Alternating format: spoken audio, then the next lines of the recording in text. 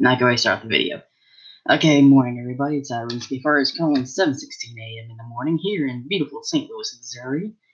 Well, first off, we had a tornado warning yesterday, so that was fun. I didn't get to eat dinner before class. I was going to work the subway and then straight to my class, and then the sirens went off, so I had to go to the basement till it was 5 o'clock. I had to be in class by 6. We weren't given the okay to go till about 5:40, and of course Subway had already closed down. They weren't reopening up for the night. Nothing was really reopened for the night, so that was fun yesterday. So today's video, I'm going to show you how to use a wand and toner. Now, one toner can be used for multiple things depending on what type of toner and wand you have. I don't know what brand this is. We got it off of Amazon or eBay for like 25 bucks, I think.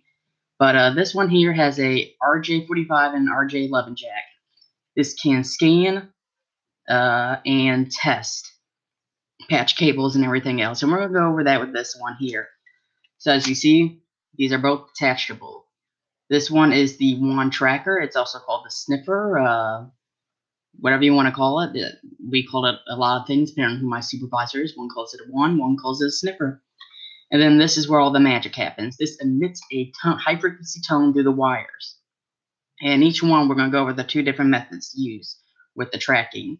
So first let's begin with the most common way. I have here is a Cat 6 patch cord.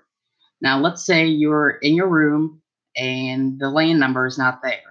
And you don't know which room it is because it wasn't properly labeled on the switchboard. Well, you gotta know which room it is. So you take your patch cord. What you would do is, depending on what end it's on, you would place it in the RJ45 jack and then hook it into the toner or the jack. So here we go. Now this is a Cat 5e jack. I punched this down yesterday myself. I'm very proud of it. So if we turn this on to scan, it is now emitting a blinking green light. So what we can do now is take our toner. As you see, I already got the blue pulled. We always test the blue for some reason. Should be able to hear that sound. That's how you can easily identify which patch panel will go to. Or say you just pulled a bunch from either the switch to the room or the room to the switch, and you have no idea which is which. So what you would do is, get that out, is attach alligator clips. Now these have attachable ones, and they use the RJ11, as you can see here. So we're going to plug in the RJ11 into the toner.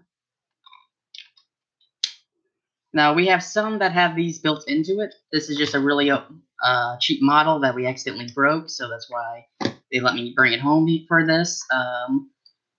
So we got our 2 copper wire strip. You're going to take the alligator clips, clip them on. You want to twist it so that way it makes better contact and keeps contact. Twist like that. So now if we go to this end, we should be able to take the wand and... Ooh. You're getting... That's because I turned it off. Yeah. Okay, we're still not generating a tone.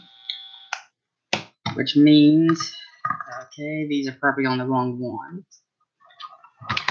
So, for this, I guess green goes on your white-blue pair. And the red goes on your blue solid pair. So now let's try.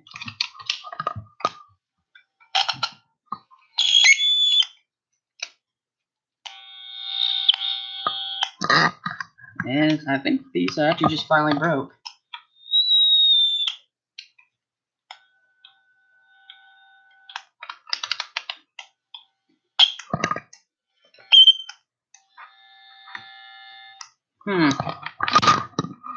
God dang it.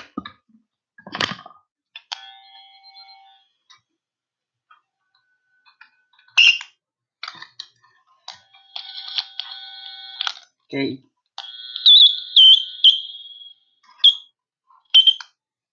I don't know what's going on with this. Again, we did drop it a lot.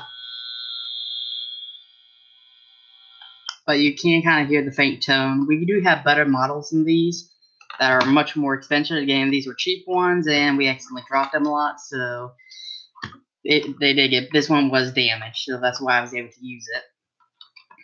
But basically what you do is just clip these onto the copper bearings or the copper wiring, and then you would use the wand to sniff it back to the main source at the switch or to the room you're pulling to where you can properly label and identify. Now we do have the testing mode here, and we never really actually used the testing mode on these because we never really figured it out, but I actually did because I actually read the manual. So we're going to put our RJ45 in this end, and then what we'll do is push this button and then hook it up to this end of the wand. Now most wands don't do this, but luckily ours does. And okay, it's scanning right now. As you can see here, it will go through all of the pairs. So right now on this one, 1, 2, 3 are good, 6 is good, but my 4, 5, 7, and 8 are bad. So 1, 2 is white, orange, orange. Or in this case, let's actually see. I am kind of curious though, because every patchwork's different.